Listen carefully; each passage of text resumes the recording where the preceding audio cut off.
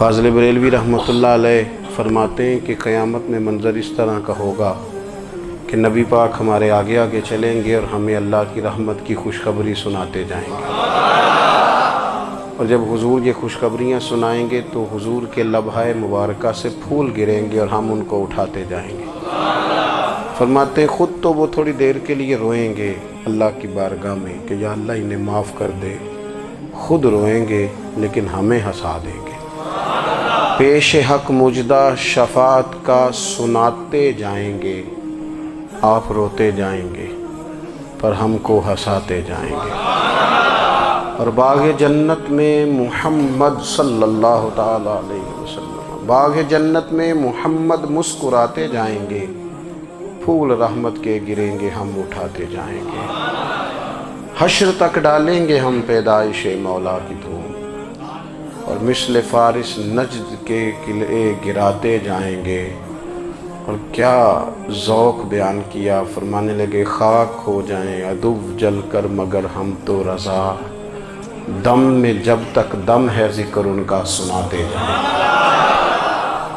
جب تک سانسوں کی ڈوری چل رہی ہے، دم میں جب تک دم ہے ذکر ان کا سناتے جائیں گے۔ اللہ تبارک و تعالیٰ نے ہمارے محبوب کریم علیہ السلام کو دنیا میں بھیجا تو فرمایا یا ایھا الناس قد جاءکم برہان من ربکم، اے لوگو تمہارے پاس تمہارے رب کی دلیل آ گئی ہے۔ اللہ تبارک و تعالیٰ نے محبوب پاک علیہ السلام کو سراپا دلیل بنا کے بھیجا۔ باقی انبیاء کرام علیہم السلام کے پاس بھی اپنی نبوت کے دلائل کے طور پر بے شمار معجزات تھے، اور حضور کریم علیہ السلام کے تو پورے وجود کو ہی اللہ نے معجزہ بنایا ہے۔ اور نبی پاک صلی اللہ تعالیٰ علیہ وآلہ وسلم کی نبوت کی دلیلیں، حضور کے رسالت کے مستحکم دلائل جگہ جگہ آپ کو ملیں گے۔ سب سے پہلی چیز تو یہ سمجھنے والی ہے کہ نبی پاک علیہ السلام نے جس چیز کو سب سے پہلے اپنی نبوت کی دلیل کے طور پر بیان فرمایا وہ حضور کا کردار ہے، سیرت ہے، عمل ہے، حضور کا لوگوں کے ساتھ رویہ ہے۔ نبی پاک علیہ السلام کی تبلیغ کے 3 دور ہیں۔ ایک تو حضور نے اپنے قول سے تبلیغ فرمائی ہے، وہ 40 سال کی عمر سے محبوب نے اعلان فرمایا اور تبلیغ کی۔ اور ایک نبی پاک صلی اللہ تعالیٰ علیہ وسلم بالواسطہ حضور کی تبلیغ ہے جو آج تک جاری ہے۔ امت کے علماء، مشائخ، مبلغین حضور کے دین کو آگے پھیلا رہے ہیں، تو دراصل یہ بھی تبلیغ رسول پاک علیہ السلام ہی کی تبلیغ۔ اور ایک حضور کی تبلیغ کا دور ہے، حضور کی پیدائش سے لے کر ولادت مبارکہ سے لے کر حضور علیہ السلام کے اعلان نبوت تک۔ اس دوران نبی پاک نے جو تبلیغ فرمائی ہے وہ اپنے کردار سے فرمائی ہے۔ عرب کا وہ معاشرہ جو بڑا میلا کچیلا گدلا ہو چکا تھا، جس کے اندر سراسر مادہ پرستی کا زور تھا، جس کے اندر لوگ انسانوں کی خرید و فروخت کرتے تھے، جس کے اندر بیٹیوں کو زندہ دفن کر دیتے تھے، جس کے اندر جو آدمی جتنا زیادہ مضبوط ہوتا تھا اتنا زیادہ لٹیرا بن جاتا تھا، اس معاشرے کے اندر رسول کریم علیہ السلام نے 40 سال گزارے، اور اس طرح گزارے کہ جو بیگانے بھی تھے وہ بھی کہا کرتے تھے یہ صادق ہیں، یہ امین ہیں۔ اور جب حضور نے اعلان نبوت کیا تو فرمایا، یہ قرآن مجید کے لفظ ہے، فرمایا فَقَدْ لَبِثْتُ فِيكُمْ عُمَرًا مِّن قَبْلِهِ أَفَلَا تَعْقِلُونَ، میں تمہارے بیچ عمر کا ایک حصہ گزار چکا ہوں، تمہیں عقل نہیں ہے، شعور نہیں ہے۔ نبی کریم علیہ السلام نے اپنے کردار کو، اپنے عمل کو اپنی نبوت کی دلیل کے طور پر بیان فرمایا۔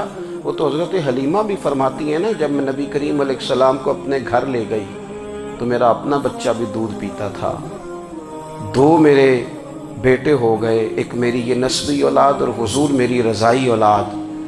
تو کہتی ہیں جب میں کریم محبوب علیہ السلام کو اپنے سینے سے لگاتی تھی تو حضور میرے ایک پستان سے دودھ پیتے تھے اور دوسرا اپنے بھائی کے لیے چھوڑ دیا کرتے تھے۔ یہاں سے رسول کریم علیہ السلام نے کردار کے ذریعے تبلیغ، اور پھر اعلان نبوت سے پہلے ایک تنظیم عرب کے جوانوں پر، عرب کے سرداروں پر مشتمل بنائی گئی، جس میں نبی کریم علیہ السلام نے بڑا حصہ لیا سرکار نے، اور बड़े अहम लोगों को शऊर हुजूर ने अता फरमाए। वो उस जमात का फैसला था कि हम सारे जवान, सारे बड़े लोग मिलेंगे। ये हुजूर के ऐलान नबूवत से पहले की बात है। हम बड़े लोग मिलेंगे, किसी बड़े को किसी छोटे पर जुल्म नहीं करने देंगे, किसी आदमी को किसी गरीब का हक नहीं खाने देंगे। हुजूर अलैहिस्सलाम ने ना अपने किरदार से, अपने अमल से, और आपका जो अमल होता है ना वो असल होता है। एक होता है आप कोई बात करते हैं और एक होता है कि आप कोई अमल करते हैं। आप जब अमल करते हैं तो अमल के ज़रिए भी लोगों तक बात पहुंचती है कि दरअसल आपका उठना बैठना चलना फिरना क्या है। मेरे रसूल करीम अलैहिस्सलाम का उठना भी एक नबी का, बैठना भी एक नबी का, बात करना भी एक नबी का, मामलाते ज़िंदगी करना भी एक नबी का, लेन देन करना भी एक नबी का। एक शख्स कहते हैं मैंने ऐलान नबूवत से पहले हुजूर अलैहिस्सलाम से कुछ चीज़ खरीदी थी और मैंने अर्ज़ किया था आप यहाँ तशरीफ़ रखें, मैं पैसे लेके आता हूँ। मैं 3 दिन के बाद आया। देखो ये बात करनी कितनी आसान है, बोलनी कितनी आसान है, पर 3 दिन यहाँ मेरे भाई को, किसी शख्स को 2 घंटे इंतज़ार करना पड़ जाए तो लोग कहते हैं अल इंतज़ार व अशद्दु मिनल क़त्ल। ये तो कत्ल से ज़्यादा तकलीफ़ वाला मामला है, मुंतज़िर रहना किसी का। कहते 3 दिन के बाद में आया तो मेरे रसूल करीम वहीं तशरीफ़ फरमाया। बस इतना फरमाया यार तुमने मुझे बड़ी तकलीफ़ में डाल दिया, 3 दिन हो गए यहाँ रुके हुए। तो हुजूर ने अपने किरदार को, अपने अमल को, अपने मामलात को सबसे पहले अपनी नबूवत की दलील के तौर पर पेश किया। किसी ने क्या खूब कहा था कि जो तेरी जान के दुश्मन है वो भी कहते हैं, वो जो तेरी जान के दुश्मन है, बज़ाहिर तो आए हैं ना हिजरत की रात जान ले ले, लेकिन अमानतें हुजूर के घर में रखी हुई हैं, अमानतें काशाना नूर पे पड़ी हैं। वो जो तेरी जान के दुश्मन है वो भी कहते हैं कि अमीन तू है और सदाकत की आबरू तू है। अमीन भी तू है, सदाकत की आबरू तू है। तो पहले किरदार। फिर दूसरी बात, अल्लाह ताला ने अपने महबूब अलैहिस्सलाम को अपना मुतलक नायब बनाकर, अपना महबूब आज़म बनाकर, वैसे ही सारे इंसानों के बारे में कहा वइज़ क़ाल रब्बुका लिल मलाइकति इन्नी जाइलुन फिल अर्दि खलीफा, मैं ज़मीन में अपना नायब बनाने वाला हूँ। लेकिन हुजूर अलैहिस्सलाम तो महबूब है ना, हुजूर की नियाबत तो महबूबियत के दर्जे पर फायज है। तो रसूल पाक को रब करीम ने इस तरह का बना के भेजा कि हज़रत अब्दुल्लाह इब्न रवाहा रज़ियल्लाहु ताला अन्हु बयान फरमाते हैं कि अगर हुजूर कोई मौजज़ा न भी दिखाते, नबी करीम अलैहिस्सलाम से कोई एजाज़ लोग न भी देखते, तो महबूब का तो चेहरा ही इस तरह का था, लोगों ने देखते जाना था और कलमा पढ़ते जाना था। लेकिन बावजूद इसके मेरे रसूल पाक का एजाज़ ये है, कमाल ये है कि हुजूर कभी इशारा कर दें तो चाँद 2 टुकड़े हो जाए, कभी दुआ मांग दें तो डूबा हुआ सूरज वापस आ जाए, कभी महबूब गुजरने लगे तो पत्थर आप पर सलाम पड़े, कभी हुजूर पहाड़ पर चढ़ जाएं तो पहाड़ वज्द में आकर झूमने लगे, महबूब का कभी नमाज पढ़ाते इरादा बन जाए तो अल्लाह ताला किबले का रुख ही तब्दील फरमा दे। क्या खूबसूरत सोच है और क्या नजरिया देते हैं बरेली के इमाम। फरमाते इजाबत का जोड़ा, इनायत का सेहरा, दुल्हन बन के निकली दुआए मोहम्मद, और इजाबत ने झुक कर गले से लगाया बड़ी नाज से जब दुआए मोहम्मद। देखो खुदा की रजा चाहते हैं दो आलम, खुदा चाहता है रज़ाए मोहम्मद सल्लल्लाहु ताला अलैहि वसल्लम। और एक मकाम पे फरमाते हैं नाइबे दस्त कुदरत पे लाखों सलाम, नाइबे दस्त कुदरत पे लाखों सलाम। तो अल्लाह ताला ने नबी पाक सल्लल्लाहु अलैहि वसल्लम को जो एजाज़। फिर एक और बात, हुजूर उम्मी है, दुनिया में आकर महबूब ने किसी से पढ़ा ही नहीं। मेरे महबूब ने जितना पढ़ा है रब करीम से ही पढ़ा है। अर्रहमान वल्लमल कुरान खलकल इंसान, रहमान ने कुरान सिखाया फिर इंसान बनाया। अल्लाह तबारक व तआला की बारगाह करम से हुजूर ने लिया। रसूल करीम उम्मी हैं, ये भी हुजूर की नबूवत पर एक बड़ी दलील। देखो एक होता है कोई आदमी बचपन से ही किसी चीज़ से शगफ रखे और जब उसकी उम्र बड़ी हो जाए तो कहते हैं इसका तजर्बा बड़ा हो गया है, یہ پہلے کچھ شعر کہتا تھا، کوئی ادبی جملہ کہتا تھا، تو اب اس کی یہ کام کرتے کرتے عمر بڑی ہو گئی ہے تو رسوخ حاصل ہو گیا۔ 40 سال کی عمر مبارک تک نبی کریم نے ایک شعر بھی نہیں کہا۔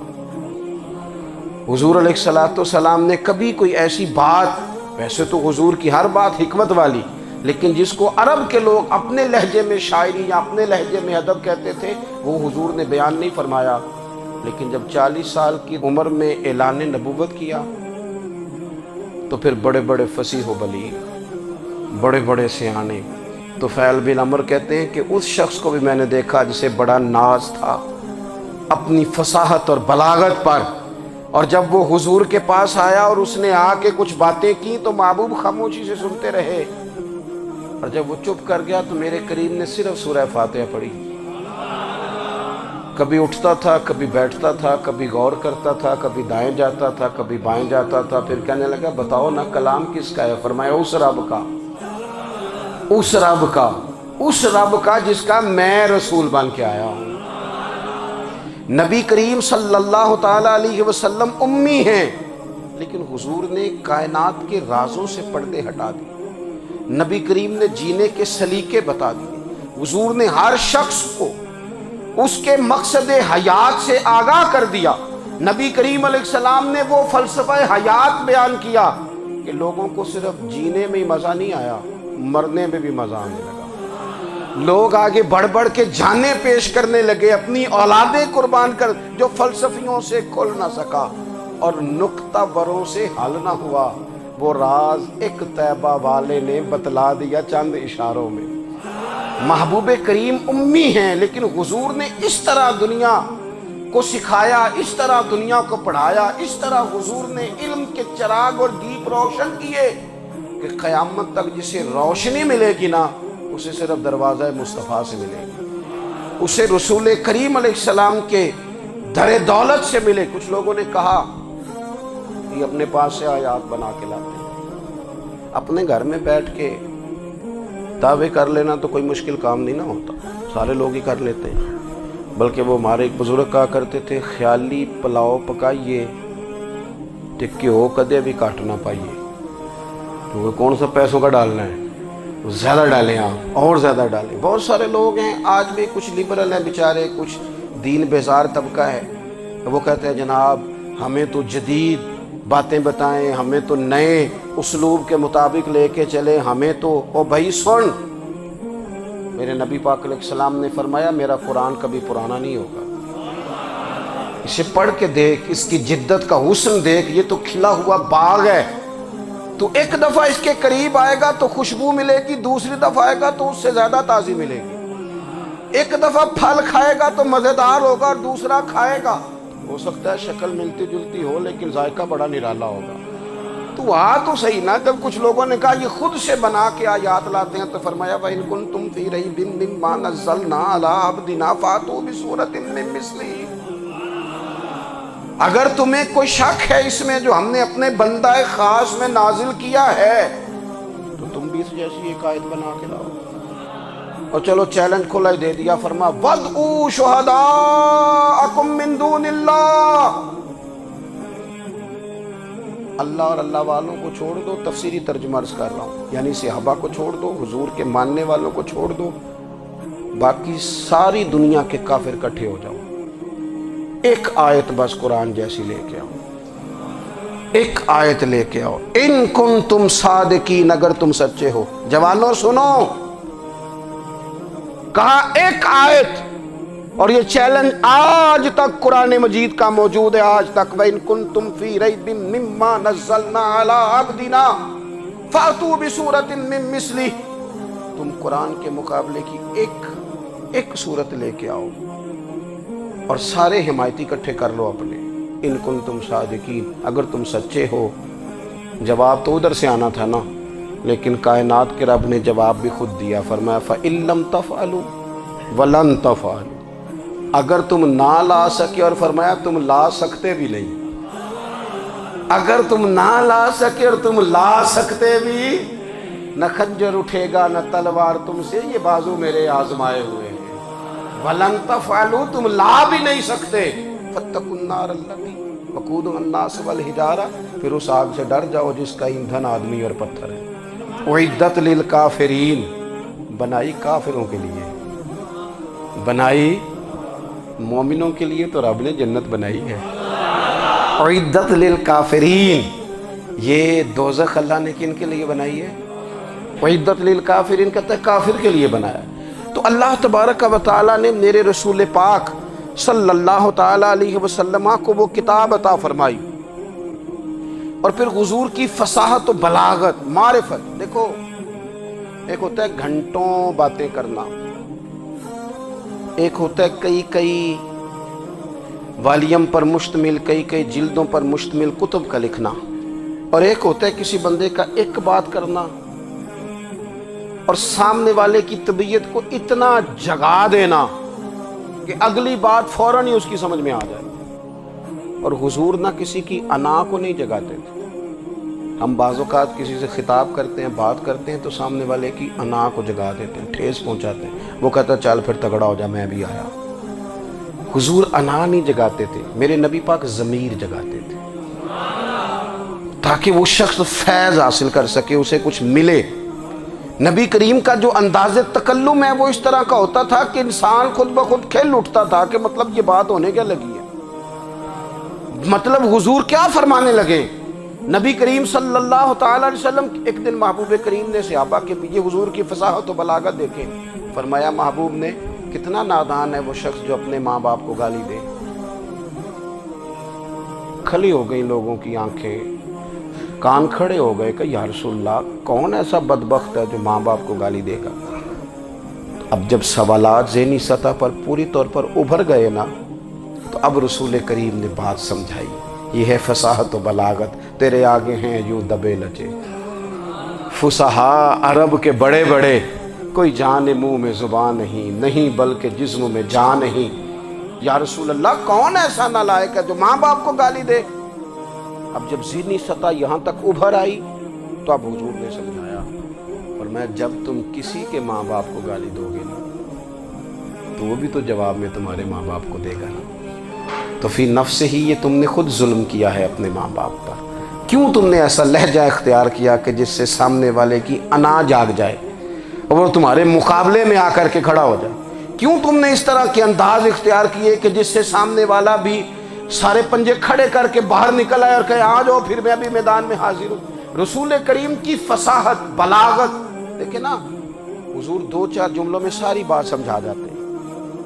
ایک حدیث پاک اگر ہماری سمجھ میں آ جائے، ایک روایت نبی پاک صلی اللہ تعالیٰ علیہ وسلم نے فرمایا خوبصورت مسلمان وہ ہے جو بے مقصد باتوں کو چھوڑ دے۔ لو اس سے پوری زندگی سجائی جا سکتی ہے، ایک جملے سے پوری زندگی سواری جا سکتی ہے، کوئی لمبی چوڑی باتوں میں جانے کی ضرورت نہیں۔ کہا خوبصورت مسلمان یہ ہے جو بے مقصد باتوں کو چھوڑ دے، لا یعنی باتوں کو، کیا کہتے ہیں ہمارے دیہات کے لوگ، جڑے پنڈ جانا نہیں وہ راہ پوچھنے دی۔ لیکن آج کل لوگ باز آندے یعنی جس بات کا بالکل تعلق نہیں نا وہ بات بھی کرتے جاتے ہیں، جس کا شعبہ ہی نہیں وہ بھی چھلانگ لگا لگا کے اس میں آ جاتا ہے۔ ہم اپنا وقت ضائع کرتے ہیں، اپنی صلاحیتیں ضائع کرتے ہیں، اپنا نقصان کرتے ہیں۔ ہم اپنا کام صحیح کر کے نہیں کرتے اور دوسری ساری دنیا کو ٹھیک کرنا چاہتے ہیں۔ او بھائی آپ جس جگہ جس شعبے سے تعلق رکھتے ہیں آپ اپنے معاملات میں مضبوطی پیدا کریں۔ حضور نے اپنی فصاحت کے ساتھ بلاغت کے ساتھ لوگوں کو قائل کیا، اور قرآن مجید کی تاثیر کا یہ اثر میرے کریم رسول نے دکھایا کہ رات کو جب حضور بیٹھ کے قرآن پاک پڑھتے تھے نا، جب یاسین والے نبی خود یاسین کی تلاوت کریں، جب طٰہٰ والے محبوب خود طٰہٰ کی تلاوت کریں، غور کرو نا جب مدثر والے محبوب خود ان جملوں کو ادا کریں، یعنی جن کے بارے میں آیت آئی ہے جب وہی یہ آیت پڑھیں کہ اِنَّا أَعْطَيْنَاكَ الْكَوْثَرَ، یعنی جن کا ذکر ہو رہا ہے جب وہ یہ بات کریں کہ یا ایھا النبی انا ارسلناک شاہدا ومبشرا ونذیرا لتؤمنوا باللہ ورسولہ وتعزروہ وتوقروہ وتسبحوہ بکرۃ واصیلا، جن کے بارے میں آیت آئی ہے جب وہ یہ کہہ رہے ہوں کہ ورفعنا لک ذکرک، جب وہ کہہ رہے ہوں والضحیٰ واللیل اذا سجا، ذرا اس کیفیت کو دیکھیں جب محبوب خود پڑھ رہے ہوں، اور جو حضور پر آئی ہیں اس کا ذائقہ، اس کا لطف، اس کا انداز بھلا کیا ہوگا۔ حضور جب رات کو پڑھتے تھے نا قرآن پاک، تو جو پکے کافر تھے نا، ابو جہل جیسے لوگ، وہ بھی جھاڑیوں میں چھپ چھپ کے مدینے والے کی تلاوت سنا کرتے، حضور کی